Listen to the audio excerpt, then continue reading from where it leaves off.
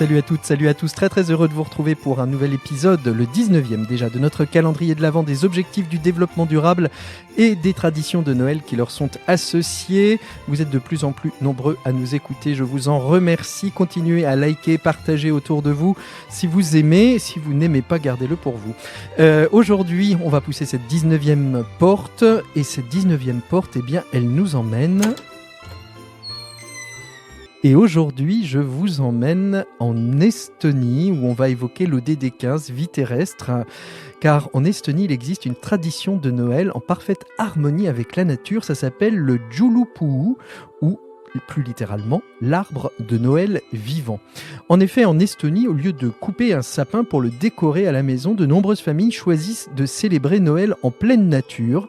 Et la tradition de la Joulupuu consiste à trouver un sapin dans la forêt, à le décorer sur place avec des éléments biodégradables ou comestibles et à partager un moment festif en pleine harmonie avec l'environnement, une tasse de vin chaud dans la main. Cette approche souligne l'importance que peut avoir de préserver la biodiversité et de célébrer Noël de manière durable.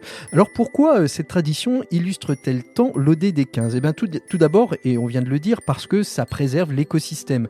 En effet, en laissant les arbres intacts dans leurs habitats naturels, le Joulupuu contribue à protéger les forêts et leur biodiversité. Et puis les familles évitent de perturber l'écosystème local tout en profitant, faut le dire, en Estonie, profitant de la beauté de la nature. Alors évidemment, cette tradition est beaucoup moins facile à faire en plein milieu du désert du Sahara.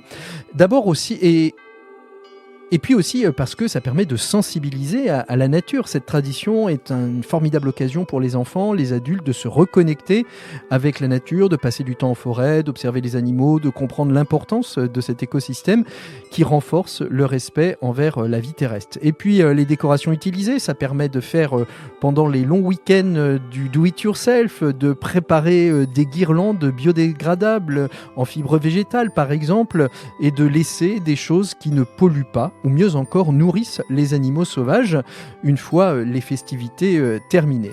Et puis bien évidemment tout cela réduit aussi l'empreinte carbone. Donc c'est une tradition qui est à la fois inspirante et festive, car en effet après avoir décoré l'arbre, eh bien, les familles estoniennes partagent souvent un pique-nique autour d'un feu de camp, savourant des plats assez simples comme du pain de seigle, du fromage local, et puis tout cela évidemment avec des chants traditionnels comme le Jouluo, la nuit de Noël. Je vous laisse aller découvrir sur vos plateformes ce qu'il en est exactement.